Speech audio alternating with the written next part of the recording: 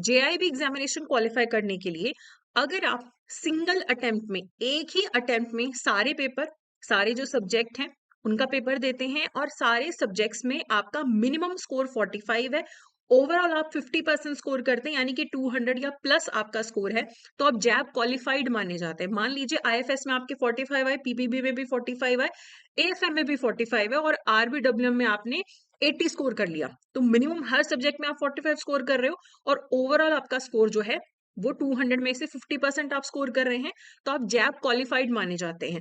एक भी सब्जेक्ट में अगर आपका मिनिमम स्कोर 45 नहीं होता है, तो फिर अगर आप मान लो आईएफएस में आपका 44 रहता है 45 की जगह, सेम एग्जांपल में, तो फिर आपका सिर्फ और सिर्फ आरबीडब्ल्यूएम क्वालिफाइड माना जाएगा जिसमें आपने 80 स्कोर किया है, जो कि 50 एंड अबव है। बाकी सारे पेपर आपको दोबारा अटेम्प्ट करने पड़ेंगे। दूसरा तरीका है कि अगर आप सारे पेपर एक साथ नहीं देते हो, क्योंकि आप एक बार जब जैब एग्जामिनेशन के लिए रजिस्टर करते हो तो वो रजिस्ट्रेशन 3 साल के लिए वैलिड होता है।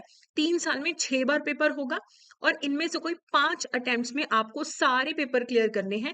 मिनिमम आपका स्कोर जो है 50 होना चाहिए। तो मान लो इस साल मैंने सोचा टाइम कम है, सिर्फ पीपीबी और एएफएम का पेपर देती हूँ, तो मुझे उन दोनों को क्वालिफाई करने के लिए 50 स्कोर लेना पड़ेगा। अगले टाइम में मैंने आईएफएस और आरबीडब्ल्यूएम दिया, उनमें भी मुझे कम से कम 50 स्कोर करना पड़ेगा।